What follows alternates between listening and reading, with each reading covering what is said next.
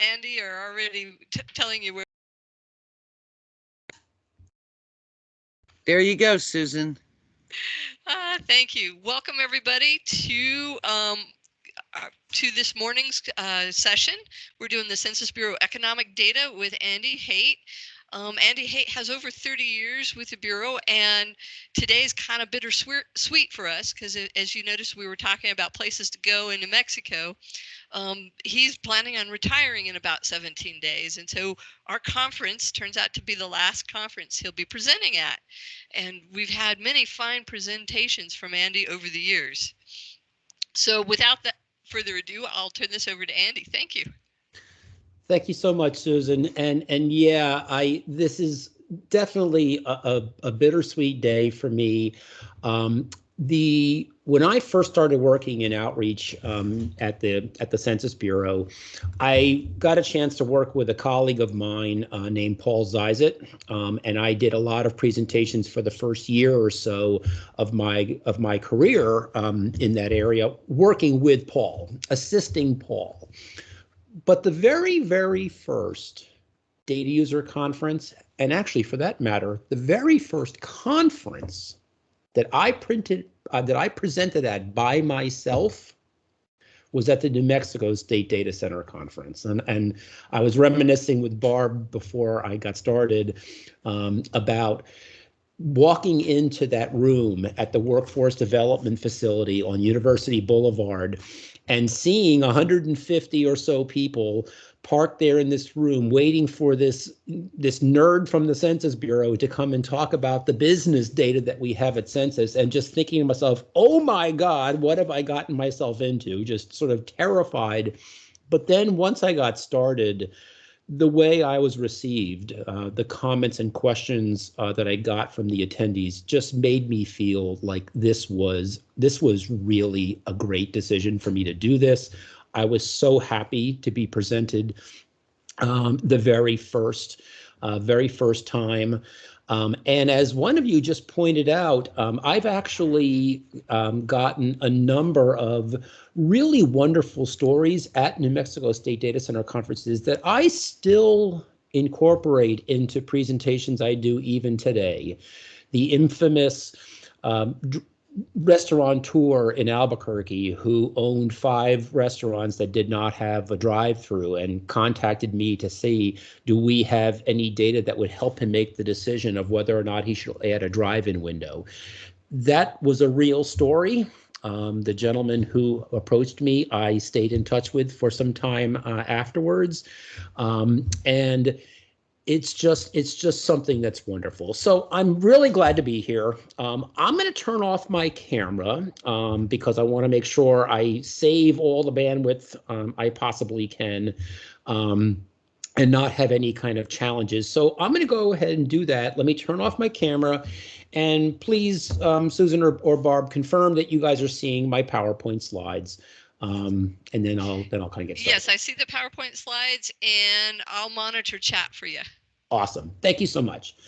Okay, so to get started, I like to talk about the fact that the Census Bureau is more than just simply the population census. We actually conduct nearly 70 now economic programs. They are in many ways best visualized in the pyramid on the right-hand side of this slide. And a pyramid is a nice way to think of our economic programs because it conveys sort of 2 facts about our data. The first is that the most timely programs that we conduct, programs like the monthly and quarterly surveys, are the least detailed. So you have this little tiny triangle at the top of the pyramid, very timely data, but very limited detail shown. Then below there, you have your annual programs, a little less timely, but more detailed. And at the base of the pyramid, you have your economic census that we do every 5 years, the least timely of the things that we do in econ, but the most detailed. So a pyramid is a nice way of visualizing that. It also is a great way to help people understand how one program builds off another. Were we not to conduct a complete economic census every 5 years, the ability for us to publish annual, quarterly, and monthly data would be really impacted, because those monthly and quarterly and annual programs are in many, many ways baselined and benchmarked back to the economic census. Now, for today's presentation, I wanted to focus on those economic programs that we conduct at Census that provide data, at least at the state level, for New Mexico. Highlighting programs that have national data, yes, there is certainly value to looking at those data programs when you are in the state of New Mexico, but I'm sure you all would be more interested in programs that actually include data specifically for your state and for metros and counties and places, et cetera. So throughout the presentation, I'm going to focus on those that have data, at least at the state level. And because I know people often like to further explore the data after the presentation, I've included a ton of links to some data from each of these different programs. This presentation, this PowerPoint file, is going to be shared with you all, so no, you don't have to frantically write down those URLs. We're going to be sharing the presentation, and I would very, very much encourage you guys to go in and check those things out. So the very first thing I'm going to talk about is the annual economic programs, and you'll notice that I skipped right past the monthly and quarterly surveys. With only 2 exceptions, our monthly and quarterly data are only shown at the national level. The 2 exceptions are we do publish building permits data every month down to the permit issuing area level, which for most of New Mexico are counties. County level data is what is shown in that building permit survey. And we also have international trade data. Every single month, we publish information on imports and exports by commodity, by geography. So that would include port level data. So the Sun Port in Albuquerque is considered a port. We do publish data on exports out of the Sun Port. And we also have that data broken out by country of origination and destination. So if you want to find out how much of New Mexico's delicious beer is exported out of the Sun Port last month, and what country that beer went to, that data is published in our trade data. But I skipped past those because really the annual programs are really the best place for you all to start. And there are 3 programs here that I've highlighted in red that if you learn nothing from me, probably ought to be the first place you go to. County Business Patterns is a program that publishes data at the state, metro, county, and even zip code levels, congressional district as well. And it covers employer businesses with 1 or more paid employees. Non-employer statistics publishes a similar level of geography and similar types of businesses, NAICS codes, the industry codes, but non-employer statistics covers self-employed people, or what we typically think of as self-employed people. If you want to understand the total number of child daycare centers in Bernalillo County, you would want to add together the county business patterns data for the employer child daycare centers and the non-employer statistics data for Bernalillo County for all those home-based daycare centers to get the total. You have to add the 2 of them together. Census is pretty unique in producing those non-employer statistics. These non-employer businesses are essentially invisible to most state governments because they're not covered by unemployment insurance, and therefore they're not on the quote-unquote state books, if you want to call it that way. So it's great that we have this program because, again, it lets you get information about the total businesses in your area. Business dynamic statistics I have highlighted here in red, and I've actually just recently added this to this slide because BDS has had some substantial expansions in the last few years.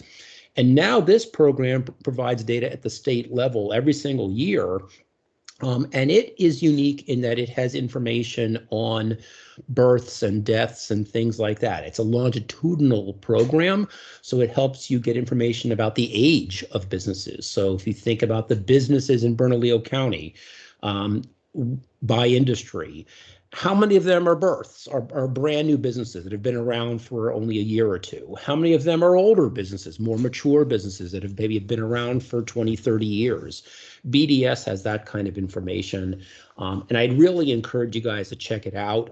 I hadn't really been sending people to BDS for a long time because it was so out of date, but they've really come a long way with this program. This slide provides some links.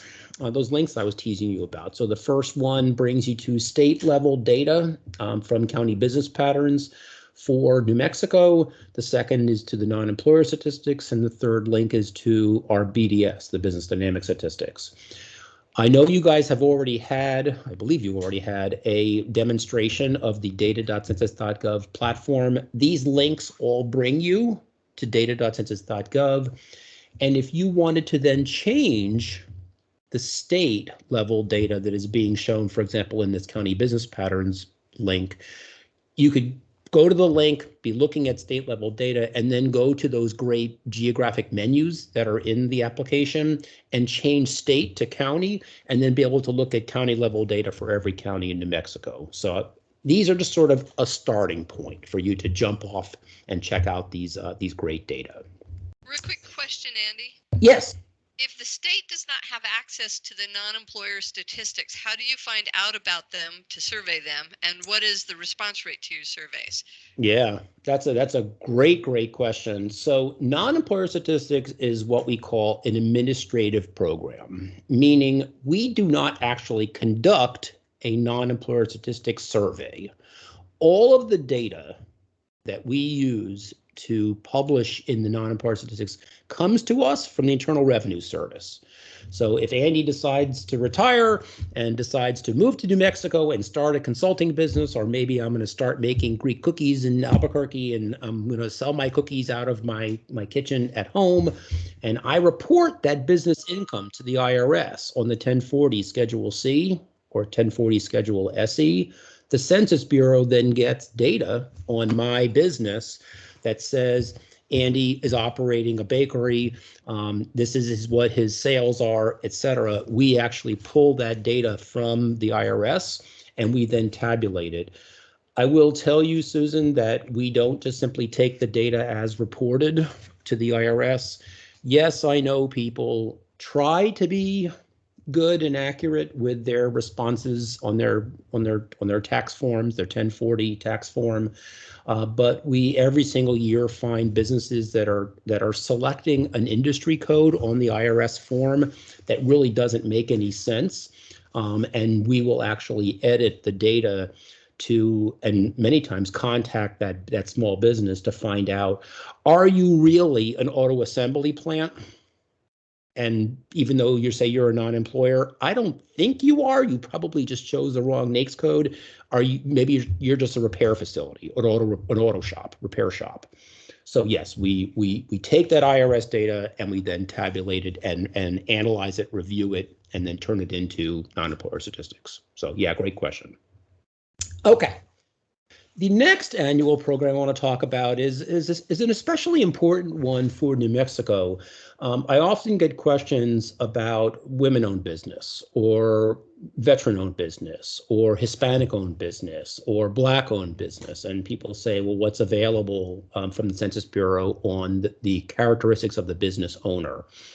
We used to have a program called the Survey of Business Owners, SBO, that published data every 5 years. Based upon the race, ethnicity, gender, and veteran status of the business owner.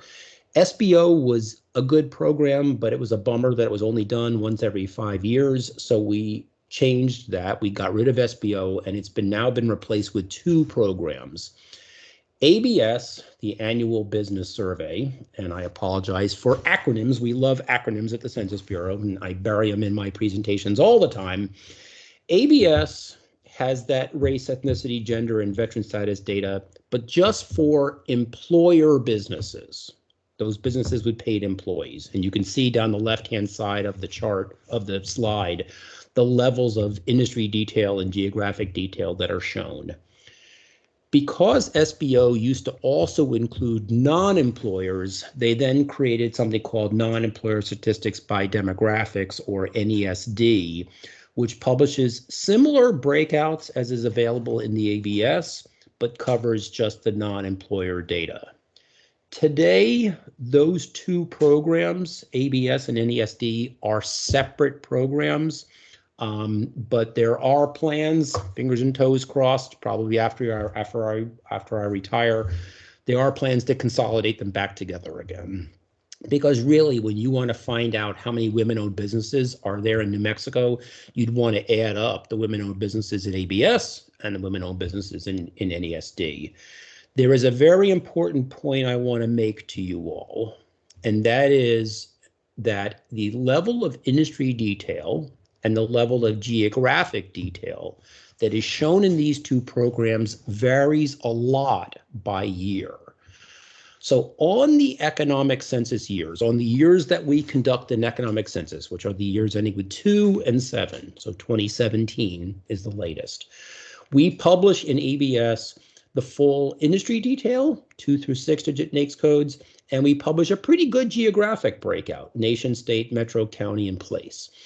And that is because on those economic census years, we have the full universe of employer businesses to be able to measure their owner characteristics on, so we are able to publish a better breakout of detail. On the other non-economic census years, so 2018, 2019, 2020, 2021, for all those years, the non-EC years, all we publish in ABS is NAICS 00, the total, so you don't get any industry breakout, and we only publish nation, state, and metro. So if you're trying to find out how many women-owned daycare centers are there in Bernalillo County, you're going to get that for 2017, or I'll say you could get it. It is valid to get for 2017. But if you then tried to find that same data for 2018 or 2019, you're not going to get it. All you're going to get is total women-owned businesses for the state and for the Albuquerque metro area. You're not going to get specifically Bernalillo County. It's a bit of a bummer, but at least you do have some annual data that you never used to have.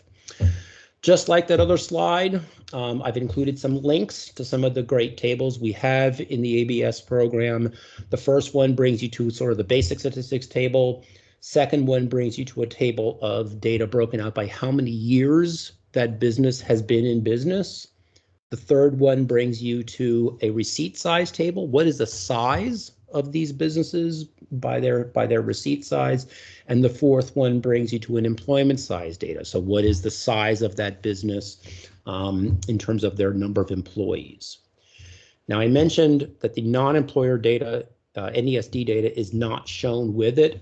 It is shown on its own page.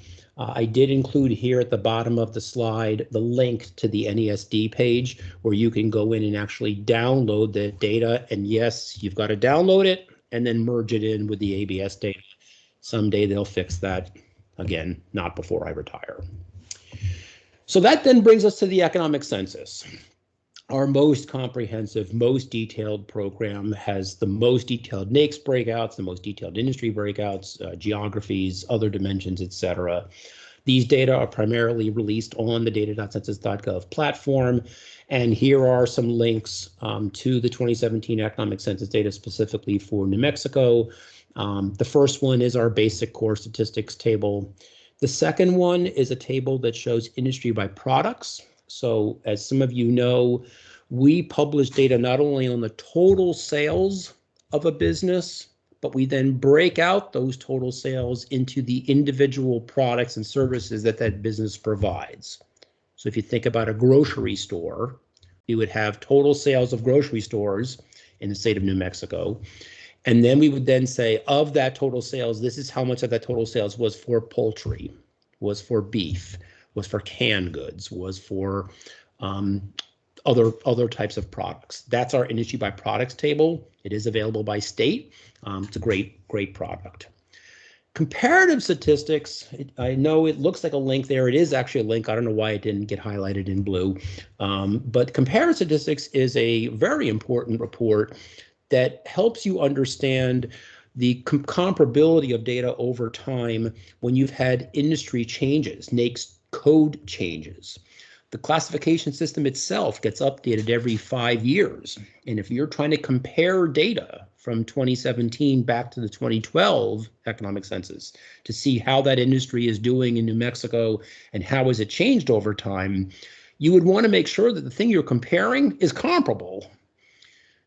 The Comparative Statistics Report helps you do that by actually publishing 2 years, 2017 and 2012, for example, data on the same NAICS basis. So you know you're doing an apples and apples comparison. There is a corresponding report called the Bridge Report, Bridge Statistics Report.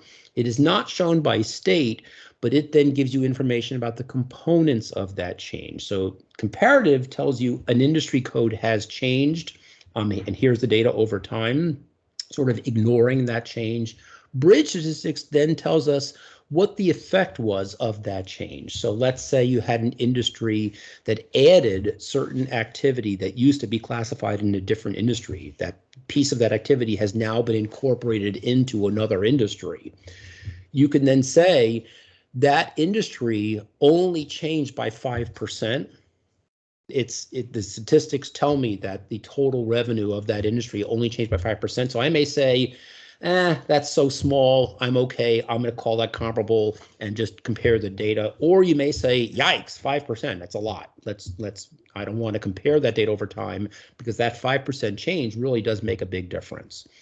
These are really important products, not only for understanding census data, but understanding all data published on a NAICS basis.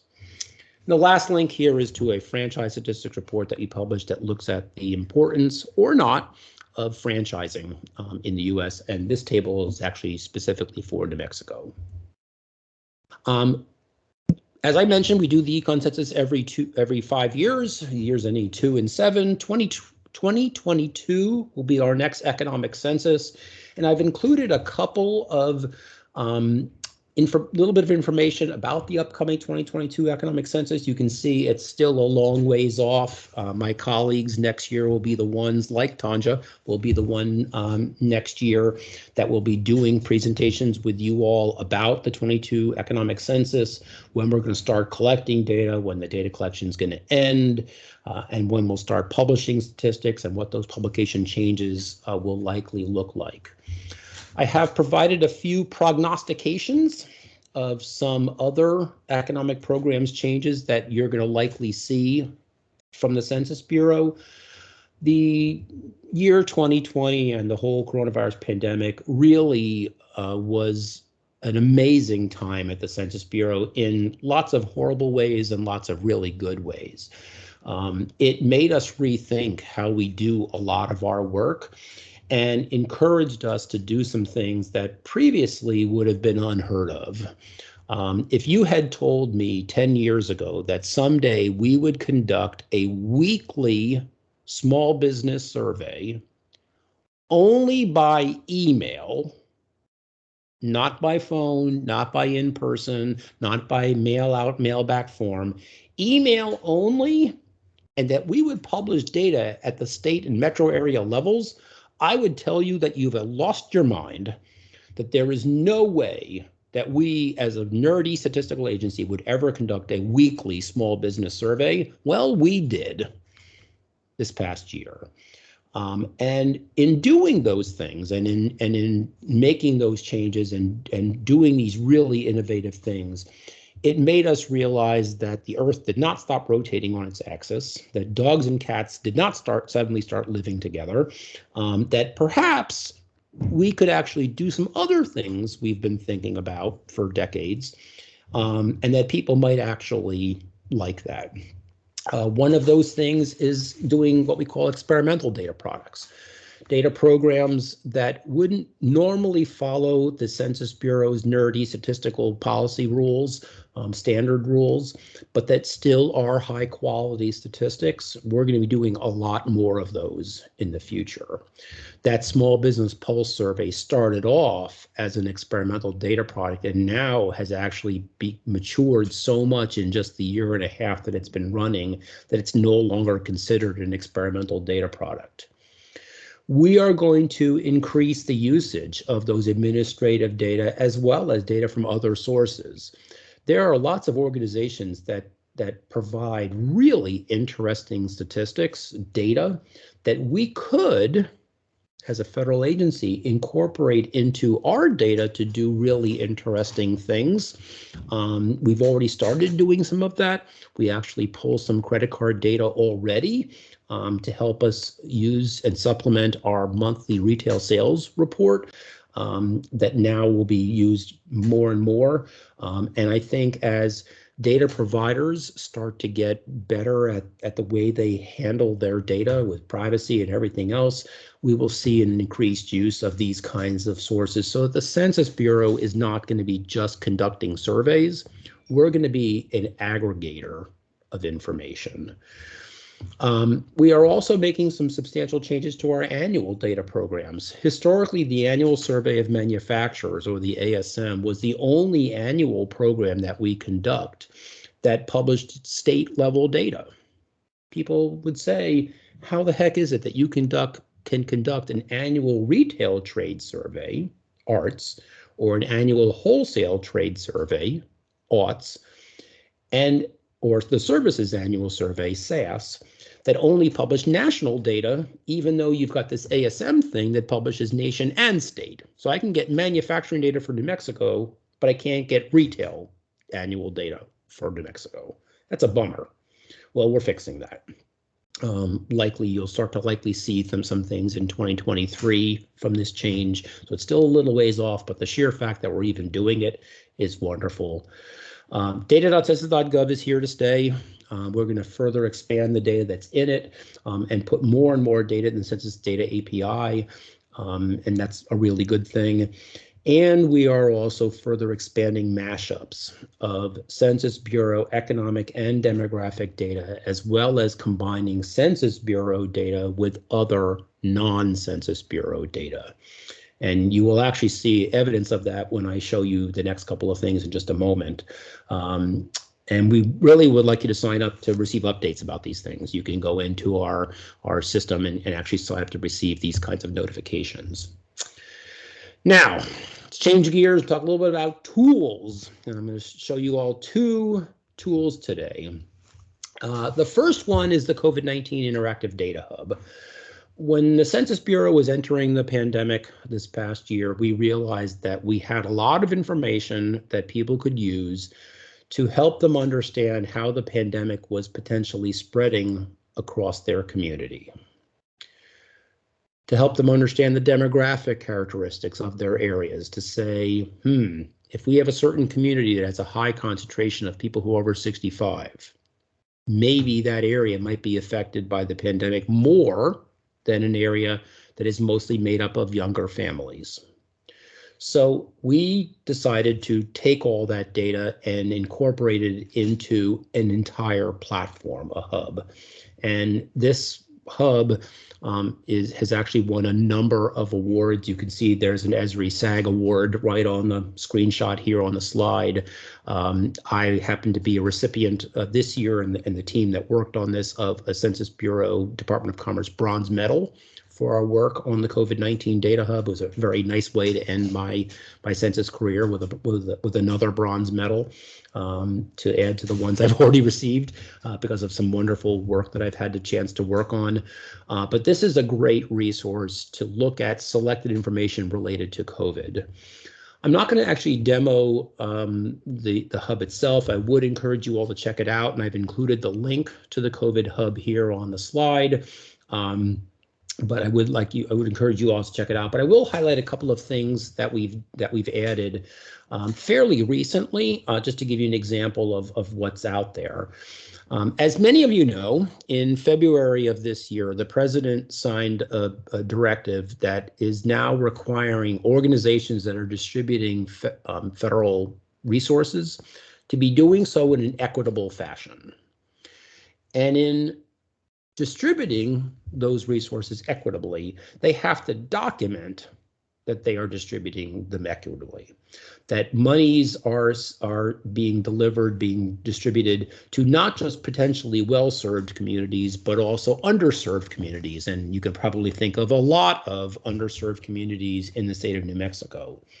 Well, Census has a number of tools that we've built over the years to do a lot of our work that in many ways speak to this concept of equity or underserved areas. So we actually created a page on the COVID Hub that pulls together 5 of those data tools into one place. So for example, we created a tool called ROAM, the Response Outreach Area Mapper. The middle tool there in the top line of that screenshot that we created to help us identify potentially hard to count areas for the 2020 decennial census. We defined a potentially hard to count area based upon certain characteristics of that census tract. But as it turns out, those characteristics happen to be a good characteristic to measure underserved communities in a lot of other ways. So we're encouraging people to use Roam, which we again built for ourselves, but also to now use it for their work. You can see my favorite tool, because of course I'm the project lead on it. Census Business Builder is shown. This is a tool that can help you identify these underserved areas as well in a variety of ways. The one that I will crow the most about, though, is Community Resilience Estimates, or CRE. If you have not already discovered the Community Resilience Estimates, please, please, please go to this page, watch the video, click on Explore Data, and actually go out and check out this. This is a program that provides information on the resilience of communities down to the census tract levels. In the beginning, CRE used as its measure of resilience 13 risk factors related to coronavirus, regarding the coronavirus pandemic. Well, they have now updated this to include a lot of other more sort of disaster non-specific resilience characteristics. We realized that some of the things that made a community less resilient to COVID was also potentially a factor that makes a community less resilient to other sorts of issues, challenges.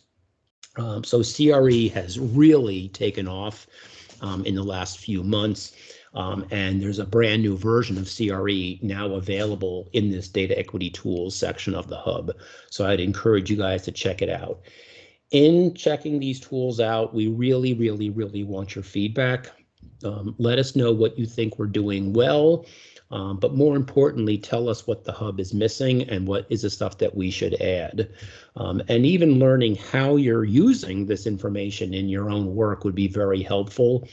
We want to keep this hub live for a number of months, well beyond, hopefully, when the pandemic is finally over and done with, because we've realized that having a one-stop shop for these sorts of disaster reduction kinds of resources, remediation, understanding challenges, et cetera, having a central place for this sort of emergency management type of information, if you will, is a really good thing.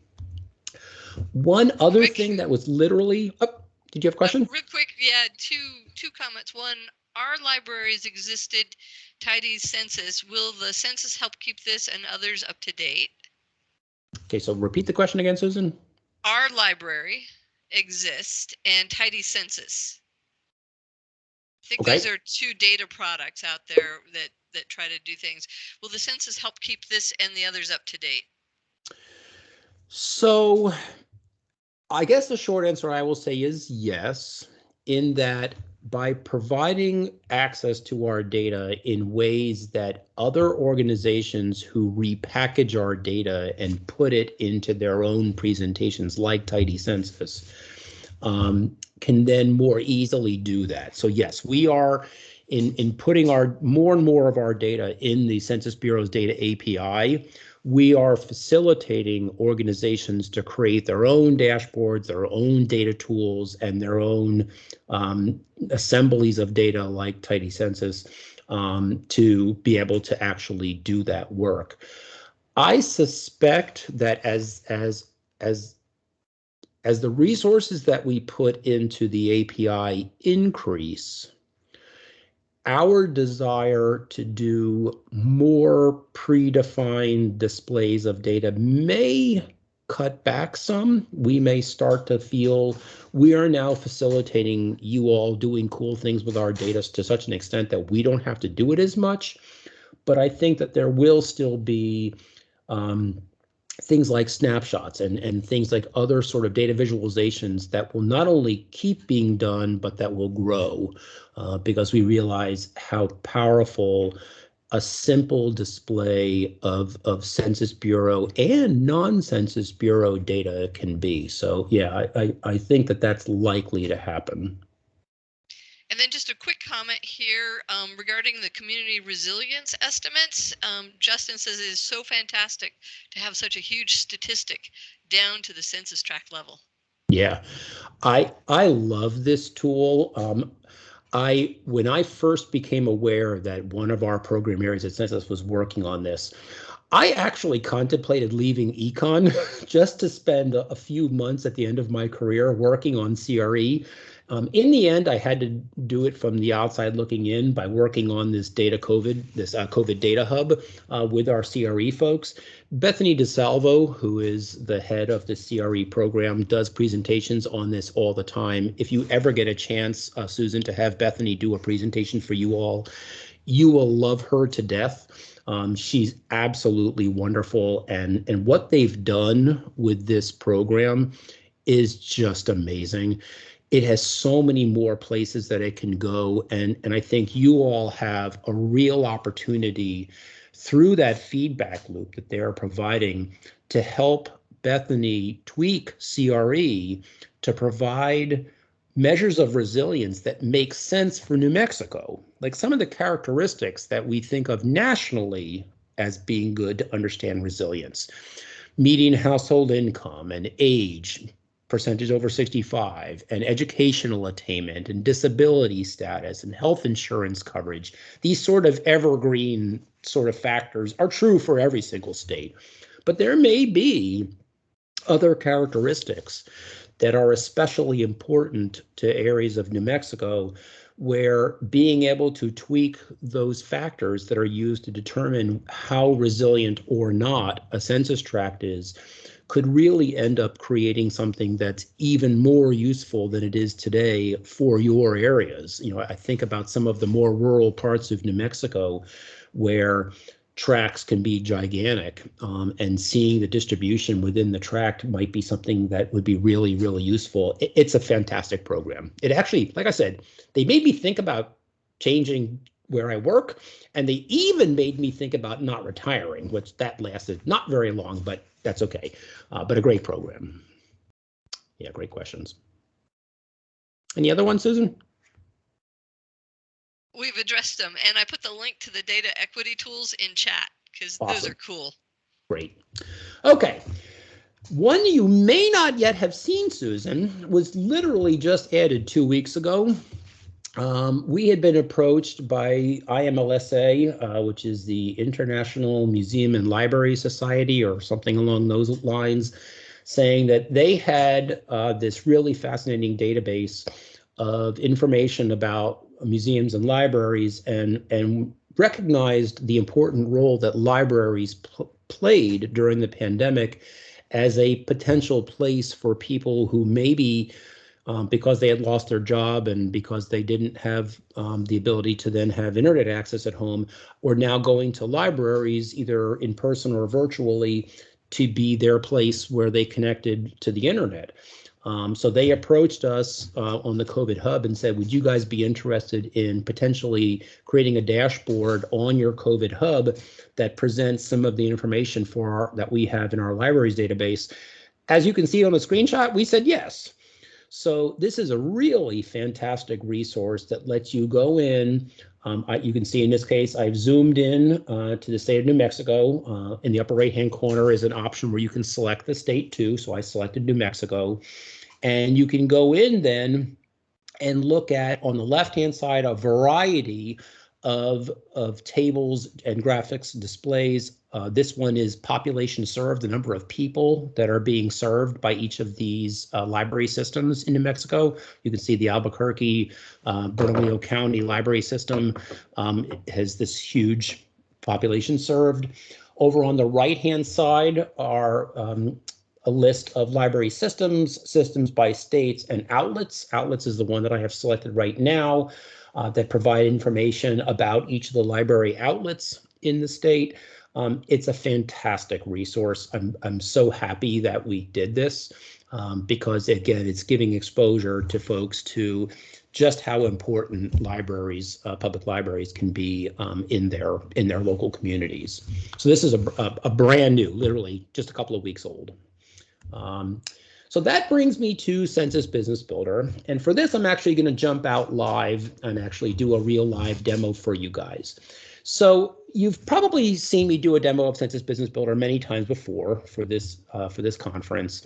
CBB continues to change. My colleague Barbara Zamora-Appel is taking over for me to run the Census Business Builder project. Barbara and I have been working on this project for a long time. And it continues to evolve.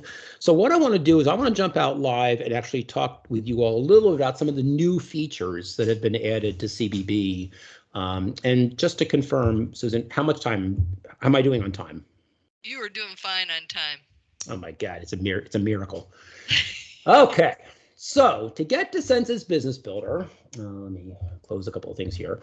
I'm at the Census Bureau's homepage. I just can type in CBB into the search box and click the search button. I will then get a list of all the CBBs, and right here at the very top is the link to our CBB homepage. And as you can see, there are two editions of Census Business Builder.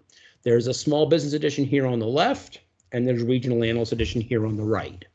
The main difference between these two, the one on the left is primarily designed for entrepreneurs and small business owners. So if I was retiring from Census and decided I was going to move to New Mexico and open a Greek restaurant, because Lord knows you need some Greeks in New Mexico, I would go to this version of the tool, this edition, and I would research the demographics and economics of the area that I was considering opening my Greek restaurant. I download the data, put it into my business plan, my loan application, or even just simply use it in my own research for my business. And there I would go. The second edition, the Regional Analyst Edition, is primarily designed for chambers of commerce. And what it lets you do is, number one, it lets you look at all the businesses in an area, not one at a time, the way the Small Business Edition does. And it lets you build a custom geography. So let's say I wanted to look at Bernalillo County and all the counties that surround Bernalillo County. I want to create a region of all of those counties as a whole, and I want to tabulate all the demographic and business data that's in Census Business Builder to that multi-county region that I just built, this custom geography that I just defined. You can do that in the Regional Analyst Edition. I'm going to quickly show you all the Small Business Edition because there are so many similarities. I just kind of think this is a good one to sort of start with. But let's just pretend I'm not going to open a Greek restaurant.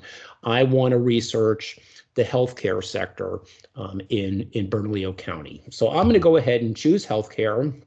And let's say I'm interested in doctors' offices. So I'm going to click on doctors as my industry. And then I'm going to go ahead and I'm going to type in BERN as the first four letters. And I can see Bernalillo County is right over here. I'm going to select that geography. And then I'm going to click on Go to Map, which is now going to bring me to the data for Bernalillo County. It's going to zoom in on the city of Albuquerque and specifically Bernalillo County. And now we can see, and I'm going to zoom out a little bit because I want you to see a little bit more of the map here than just simply Bernalillo County. We can now see right away that the total population, which is the default variable in Census Business Builder, the total population in Bernalillo County, which is the one that I've selected, is 677,858. The demographic data that's in CBB is from the American Community Survey.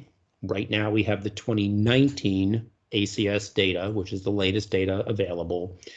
When, fingers and toes crossed, the 2020 ACS 5-year data get released, these data will be refreshed and you'll now have the latest 2020 data. Now, one of the first changes that you'll notice that we made in CBB fairly recently is the ability to look at more than one data variable on the map at the same time. A number of you have said, Andy, I like that I can view one statistic at a time on the map. I can click around here and I can see, okay, in Sandoval County is 142,000 people. Over here in Santa Fe County is 149,000 people. I can kind of click around here on the map.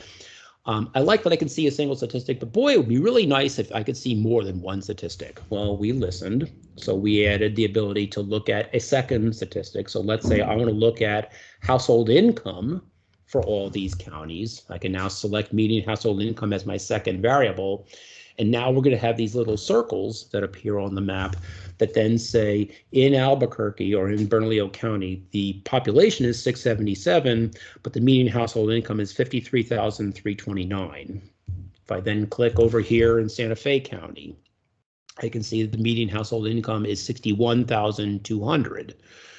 So we've incorporated this ability to look at more than one data variable on the map at the same time.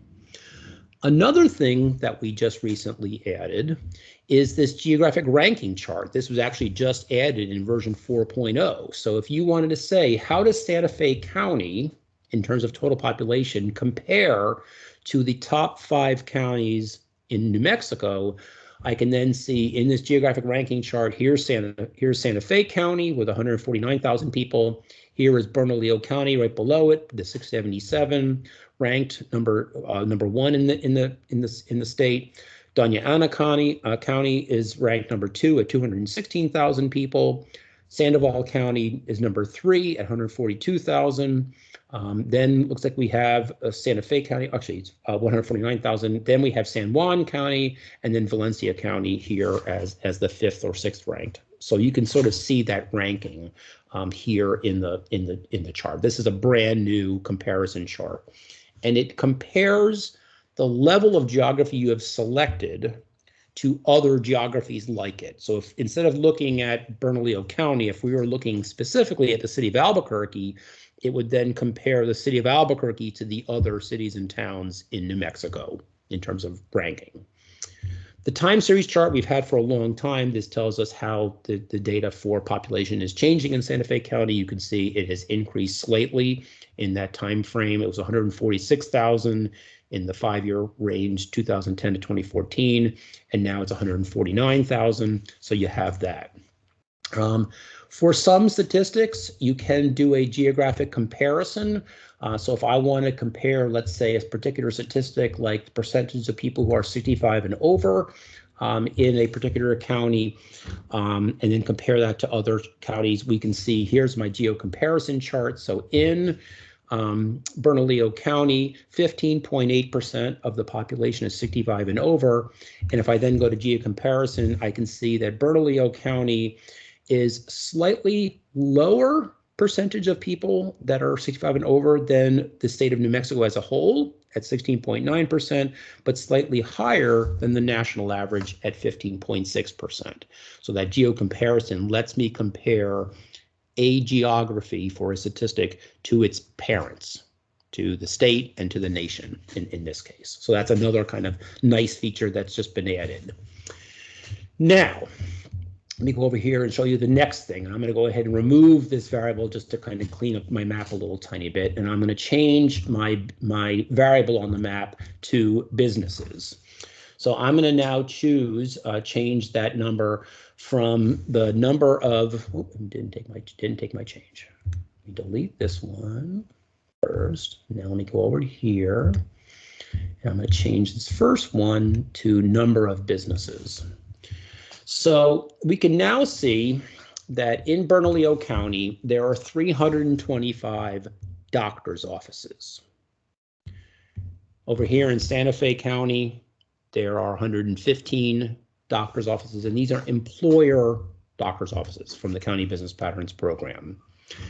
One thing you're noticing right away on this map, and this is sort of the dirty secret, if you will, and it specifically applies even more to New Mexico than other states, is we had made some pretty substantial changes that were sort of forced on us in terms of our privacy laws as dictated by the Internal Revenue Service. All of these grayed out counties are cases where we are no longer able to show the data for that particular industry, for that geography, because of privacy concerns. So Torrance County, for example, is shown in gray because we can't publish the number of doctors' offices in Torrance County. Going over here to the left in Cibola County, we can see the same thing. So New Mexico, unfortunately, does get impacted by these privacy rules more than some other states. You have some fairly high population concentration areas of your state, and then you have some more rural counties where you have far fewer businesses. These industries, the data really gets affected. There's no nice way to say it.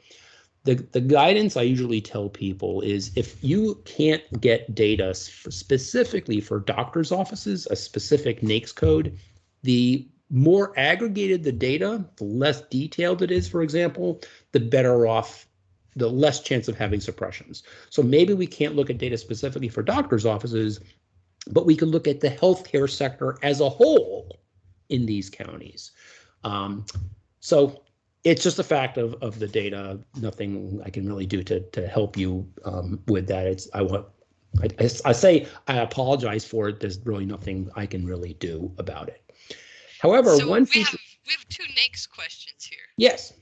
Is the NAICS assigning of employers and non-employers becoming more automated? What percentage of that process is still done by census employees? Yeah, so great question. So we have automated a lot of parts of that NAICS assignment. And some parts of it were really easy to automate. It is impossible, you could even say illegal, to be a non-employer new car dealer. In order to be a new car dealer, you have to have employees in order to get the franchise to be a new car dealer, which means you have to be an employer. So any person who reports on their IRS 1040C that they are a new car dealer as a non-employer, we would automatically say, no, you're not. And we would automatically change you to be a used car dealer, probably. We've also automated a lot of parts of that by looking at the other statistics that the business reports. So, for example, if you, in filling out your census form, said, I am a gas station, but then in our review of your data, we find out that only 10% of the sales of that business are for gasoline, and that the other 90% of your sales were for other products, tobacco products, food, clothing, whatever they be, we would then look at the other products that you sell in that business and classify that business according to what those products say you are. So then you'd change, for example, from a gas station to a convenience store. So we've automated a lot of that. In the end, though, Susan, there are still some times where we have to follow up with the business to say, even with what you've told us, we still aren't really sure what code you belong in.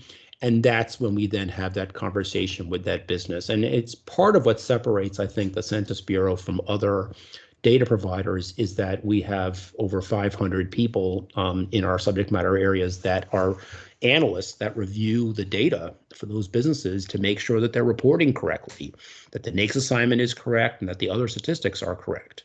For example, Susan, let's say that you ran your own daycare center.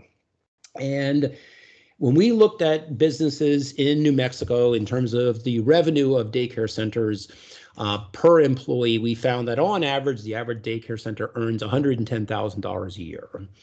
And you reported to us that you make $1.6 million per year in your daycare center. You would probably get a phone call from the analyst saying, did you add an extra digit to your data? Did you accidentally count not only your one location, but 6 other locations that you also own together as one report? We do a lot of that analysis when things don't really look quite right. And I don't know that the same thing can be said for other data providers. It does mean that it takes us longer to release our data, which is sort of the downside of doing all that analysis. But it does mean that the quality of the data is better because we've done it. So yeah, great question. And then it's from the same guy, Justin, and he is with NMDWS. UI employer data for New Mexico is less suppressed, but has its limitations in other ways. And he's just noting the QCW data. Yeah. So somehow, Justin, the Bureau of Labor Statistics, and I'm going to try to be nice here and not completely throw them under the bus, was able to get away with not following the new draconian IRS rules the way that Census did. So they continue to be able to publish data in QCW that we would have to suppress at the Census Bureau because of the privacy rules. The numbers are the same data. When you look at the numbers, it's the same businesses reporting the same data, but they don't have to suppress it and we do. I suspect that someday that's going to get, the BLS is going to catch up to Census in terms of their privacy rules, and they may have to start following the same rules as we follow. Or perhaps the other thing might happen and we might say, look, this ain't fair. We've been hammering data like crazy because of following these draconian rules, and BLS is still able to be publishing detailed statistics for QCW without having those same privacy rules applied, that basically say anytime you have 3 or fewer businesses in a particular industry, even if you don't have any one of them that dominate the industry, you have to suppress the data for it. Well, that's kind of a bummer. You can imagine the number of cases where we'd have to just hammer the data because you happen to have 3 companies in a particular industry. We have to do that at Census. BLS doesn't. So yeah, it's an interesting challenge. And to be quite frank, Justin, one of the things I was going to point out to you guys is we've actually incorporated the BLS QCW data into Census Business Builder, specifically because they don't have some of the same draconian rules as we do. Sometimes they do. Like in this case, you see this pattern didn't get any better when I changed the data over to the QCW data in terms of suppressions. We're still seeing doctors' offices suppressed like crazy for them, but there are other industries where it really is, their data are not as suppressed as much. And we had so many people saying, we'd love to have the QCW data in Census Business Builder that we finally just said, okay, fine, we'll put it in there. So we did exactly that. Yeah, great question. And just a follow up, I put in chat the NAICS lookup, but there was a question, does the Census Bureau have a definitive way to search for the NAICS code for businesses that are apparently not that straightforward to figure out? Example, manufacturings of tie-down straps for trucks. Yeah. So we have incorporated, and I'm going to jump back out. Maybe I won't do it right now. Right at the first main page of Census Business Builder, there was a little search box down there in the bottom left-hand corner. I could type in a keyword, and it would then find the NAICS code for me for that particular keyword. So we have incorporated some of the NAICS search features into that tool. We also, on the main census.gov website, have a NAICS lookup. So if I click on NAICS lookup here, I can type in a keyword and find either the 2017 NAICS code, the 2012 NAICS code, or the 2007 NAICS code. Again, NAICS changes every 5 years. The keyword searching here is not quite as good as I wished it was. Tie-down straps for tractor trailers, I don't know what you'd find to do that. You probably have to be a little bit more generic than just that. But yes, this would be the main place for you to do that kind of search. And one thing I want to point out here is this is also the place where you can go in and look at the Federal Register notice for what the 2022 NAICS codes are going to be. So in order for us to make changes to NAICS, we and the NAICS committee, the 3-country agreement, have to post those proposed changes to NAICS for public comment, and then based upon that comment, we decide whether we're going to apply them or not. For example, you may be interested to know that there is a proposal to start collecting and publishing detailed data on cannabis. That's in the Federal Register notice. I think it is very likely that you will see a NAICS code, at least one NAICS code, specifically for cannabis retailers and for cannabis growers and wholesalers. That's our economy is constantly changing. Industries come and go. We don't make buggy whips anymore, so that industry kind of went by the wayside. But yes, we're trying to keep the classification system up to date so that people can actually get data that's sort of meaningful. So yeah, great question. Any other ones? Oh, Justin and Hubert both came back with different NAICS codes to check out for manufacturers of tie-down straps for trucks. Of course they did. So I'll put my email address, actually, I think in the PowerPoint, I think I have my email address last. Send me an email, Justin, and I will get with our NAICS experts and find the real code for you. I suspect you'll need to tell me what are the tie-down straps made out of, and are they, I'm trying to think how to say this. What are they made out of, and are they sold just by themselves, or are they manufactured and sold with other things that might be where that business would be classified in? That really came out terribly, but there's so much complexity to NAICS, like even knowing what they're made out of. If they were made out of leather, they might be in one industry. If they're made out of fabric, there would be in a different industry, just to give you an example. Okay, last couple of things I want to quickly show you guys about Census Business Builder. We get questions all the time about industry clusters. People want to study the tourism industry in their state, in their county. But if you were to ask 10 people, what is tourism? What industries constitute tourism?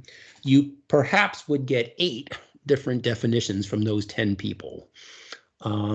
So in order to allow users to create their own definition of an industry cluster, we built that feature right into Census Business Builder. So let's just pretend I wanted to look at not only doctors' offices in Bernalillo County, but I want to look at doctors and dentists together. I could click on this industry. The cluster name right now is just doctors because it just has doctors in it. I can add an industry, and I could choose any industry from the predefined pick list, or I could go in and search for any industry. So I'm going to choose dentists here. I could then confirm that. So now I've added that industry. It's now doctors and dentists. I can now change the name of the industry and say it's doctors and dentists. And when I'm then done editing, all of the business data that is now being displayed in CBB is the total of doctors and dentists added together. So there are 675 employer establishments in the doctors and dentists industries, those two industries together. In Santa Fe County, there are 174 doctors and dentists office in there. And every one of the business statistics that are then shown, the quarterly data from QCW, our workforce data from QWI, are all going to now show me the total of those doctors plus dentists. You can add up to 10 industries in your cluster. And yes, this cluster feature also works in the Regional Analyst edition of Census Business Builder. So if you want to build a geographic cluster and an industry cluster, I want to look at 10 industries together in Bernalillo County and all the counties that surround Bernalillo County. I can build a custom geography and a custom industry cluster in that same tool that was just added in version 4.0. Once I then have finished this whole thing, I can, of course, create a report from this. I can download the data right from the map. In creating the report, the data that is now going to be shown is going to be for the total of doctors and dentists. So here's my little cover sheet providing 2 links to individual reports just for doctors and just for dentists. If I then scroll down, here's my demographic data, socioeconomic, my housing data, and here's my businesses data. So 675 doctors and dentists in Bernalillo County. It's my 2 industries. The average size of them is 10 workers per business. 305 of that 675 have fewer than 5 employees.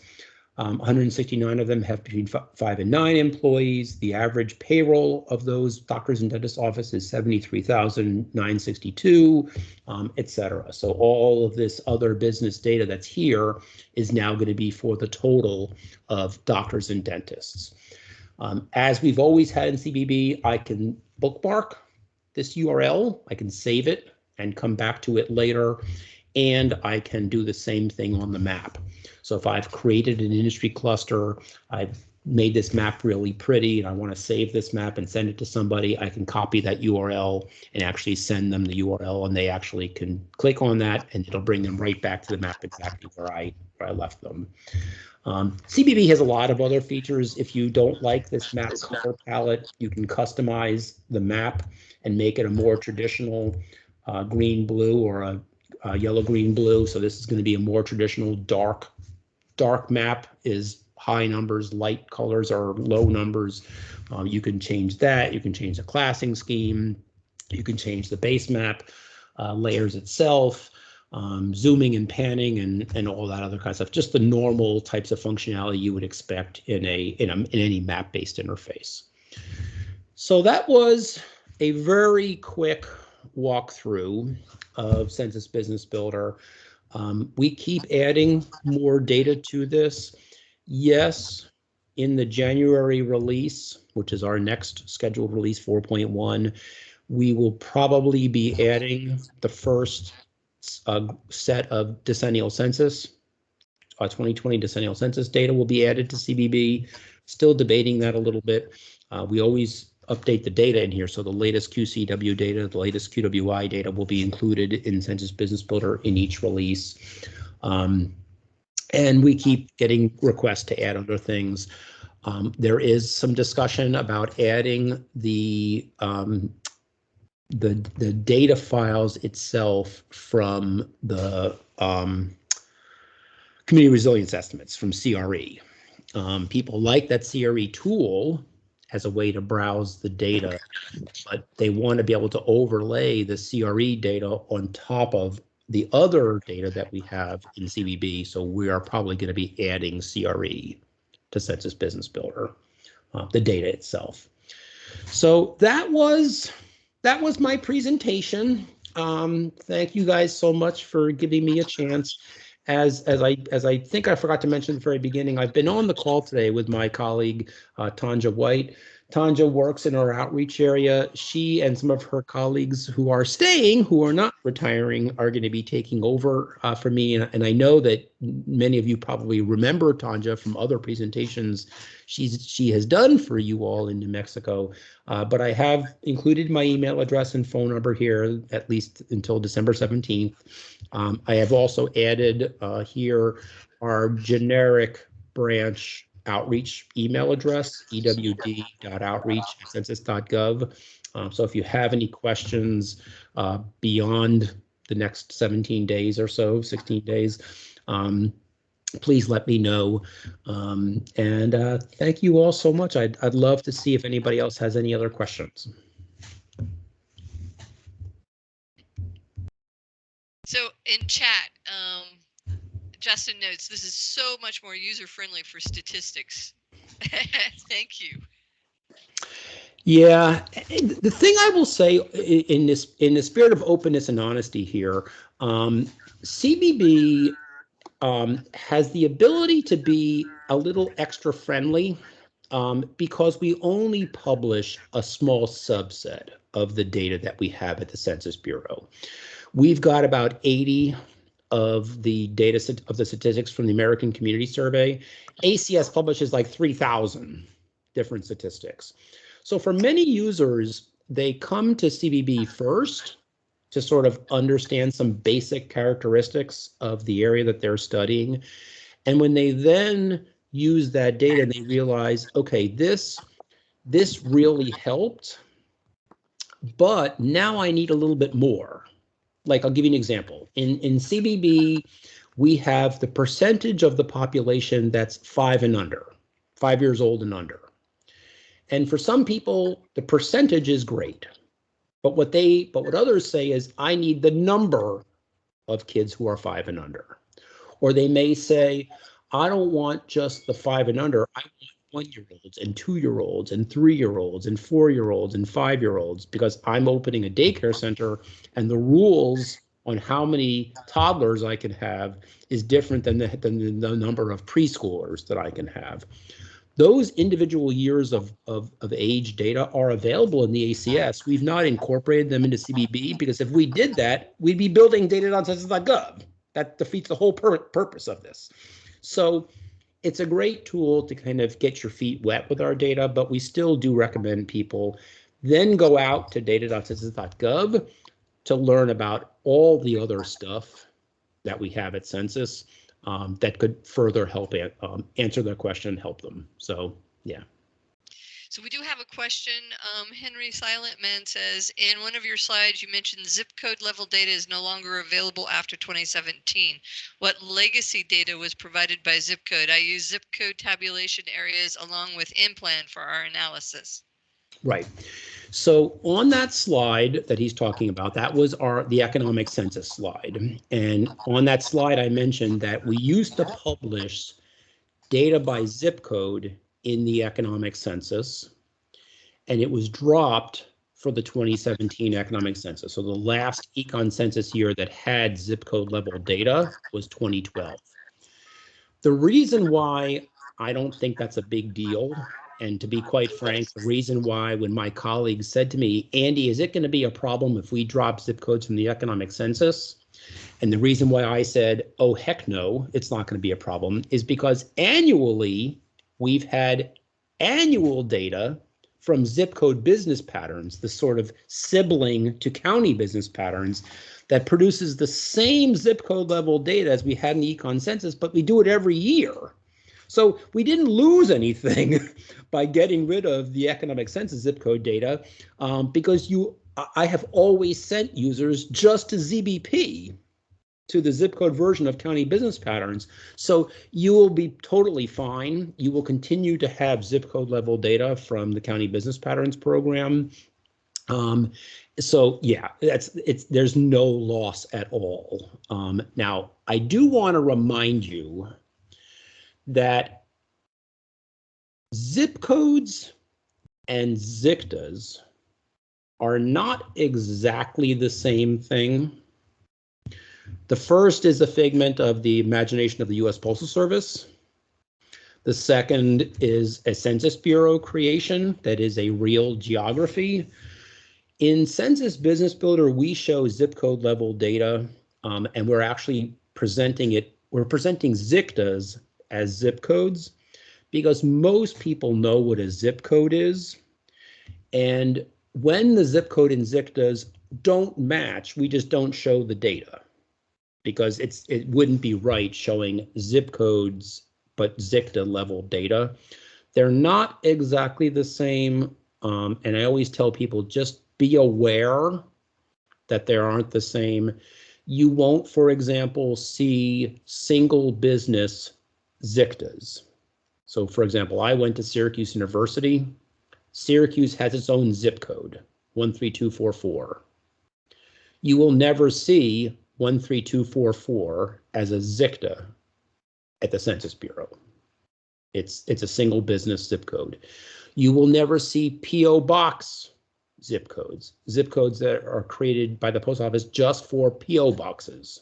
So if you buy some good and it has a rebate and you send in your rebate certificate to Young America, Minnesota, God knows where Young America, Minnesota is, There's a special P.O. box just for Young America, Minnesota, and there is no place. There's no, it's a collection spot for people sending in their rebate certificates, and someone just collects the mail and they process them, and you get a check in the mail. God help you how long it might take you to get the check in the mail, but things like that. So you won't see ZICTAs for those kind of things, and there's a few other sort of examples. So just to be aware, they're not exactly the same. Implan tries to make them the same. It's the same kind of a thing.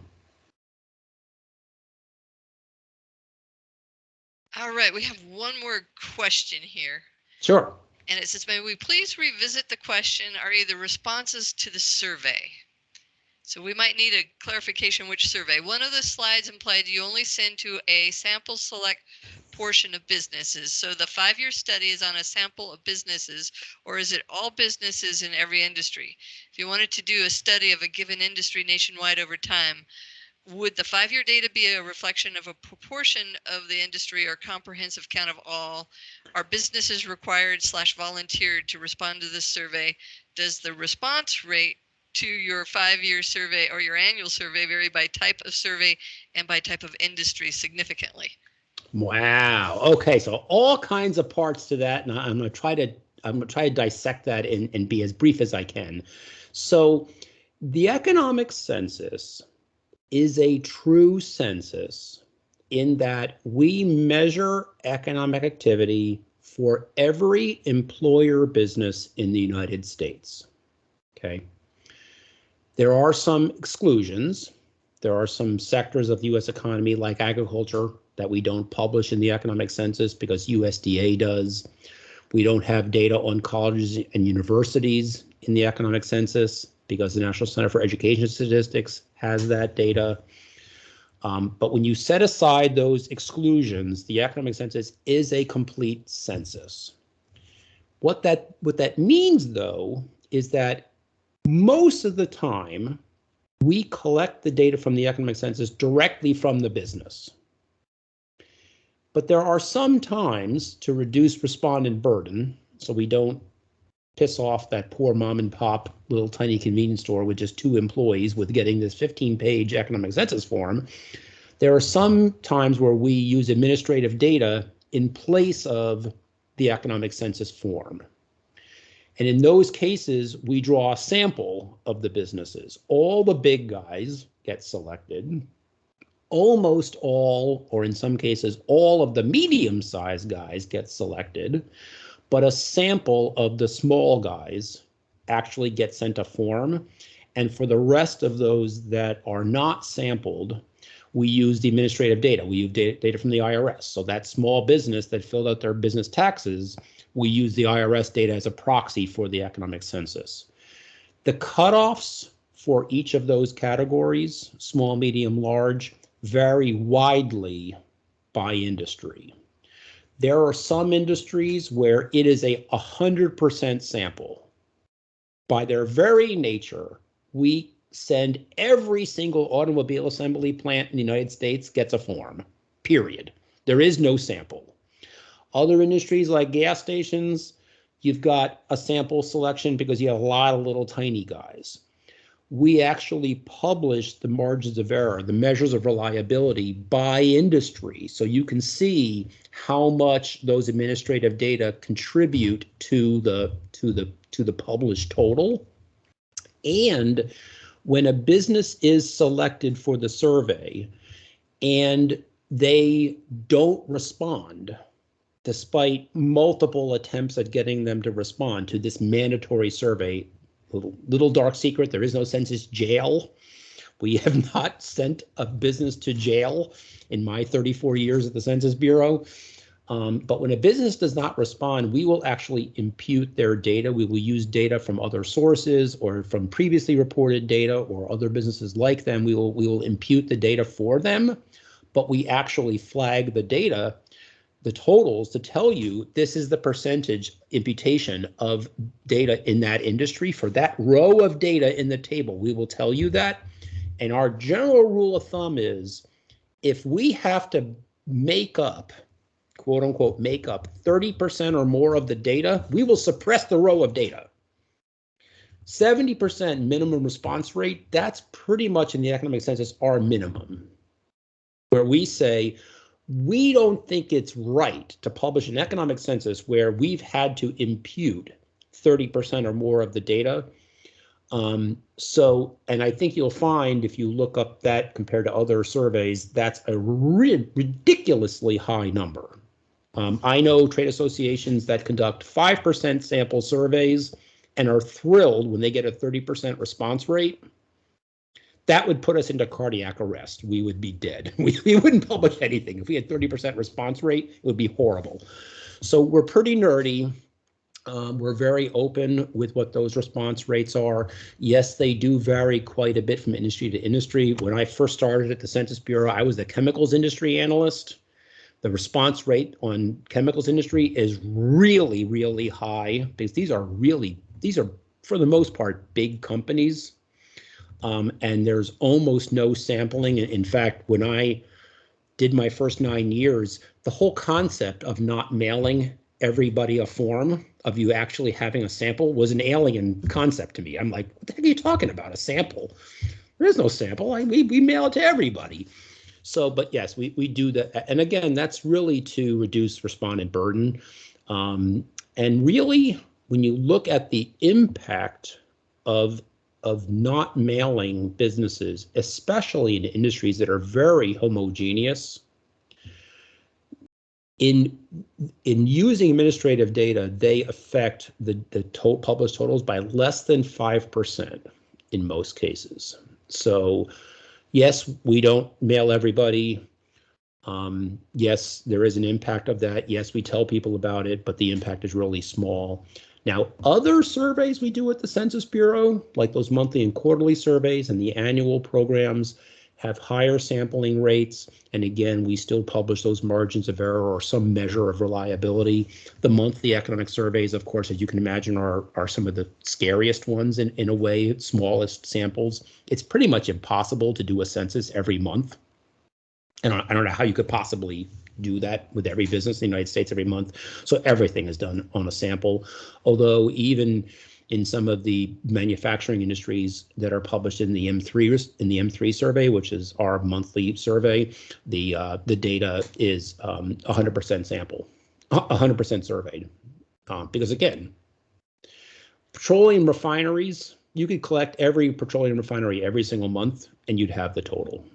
So, yeah. So I did just see someone asked a question about sort of this trend toward remote work.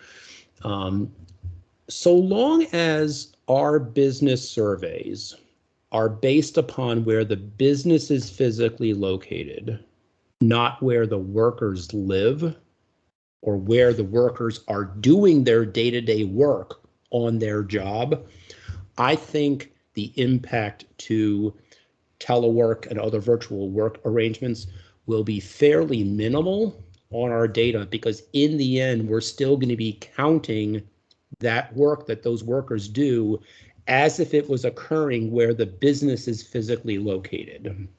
Now, obviously, 100% online businesses, that's a whole other kind of situation. But this concept of people working remotely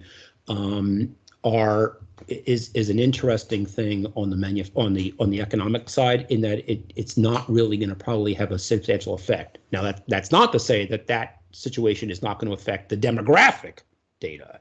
The ACS is a household-based survey. So when you look at the employment data that is published, industry and occupation data that's published in the American Community Survey, that is based upon where the worker lives, not where the worker works. And people who are now saying, why am I spending all this money to live in this expensive section of town when I can move 50 miles outside of Albuquerque into the beautiful countryside at a third of the cost of living in Albuquerque and still keep working remotely for my company? That's going to affect the demographic data, because you're going to see these trends of people just saying, the heck with living in downtown areas where it's expensive, I want to live out someplace. So on the ACS side, yeah, I fully expect to see their employment related data get affected by this increasing trend toward remote work. But on our business surveys, I honestly don't think it's not going to really hurt the data very much, as long as we still keep counting the data where the business is located.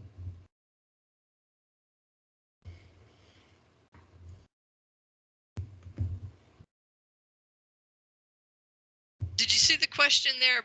Because of the move of manufacturing to overseas over the past decades, have you tracked that change at the Census Bureau in a particular place on your website? That's foreign trade data, isn't it? Yeah, it's funny. We've actually done a lot of studies on manufacturing in the U.S. There is a manufacturing week here in the United States, and we have put up a page specifically on manufacturing day and all of our manufacturing data on that page for a decade now. So there's lots of information about the shift of manufacturing overseas. Of course, like you just said, Susan, you see the impact of that when you look at the trade data, where products that used to be made here in the United States are now being imported. I defy you to walk into your local Home Depot or Lowe's and find a house appliance, a clothes washer and dryer, or a dishwasher that has a Made in the USA label. They are all made overseas.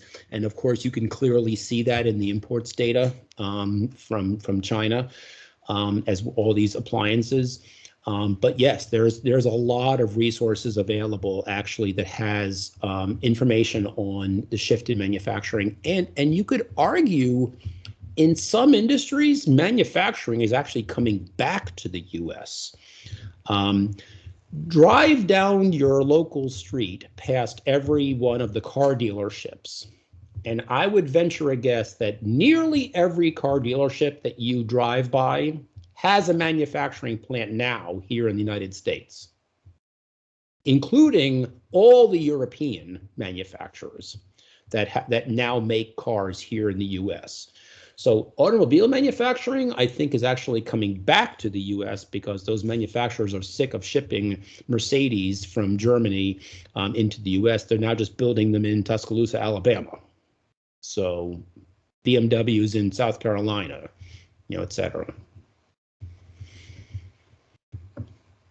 Cool. I think we've gotten all those questions in chat, and I'm just going to note to Barbara that she could probably turn off the recording.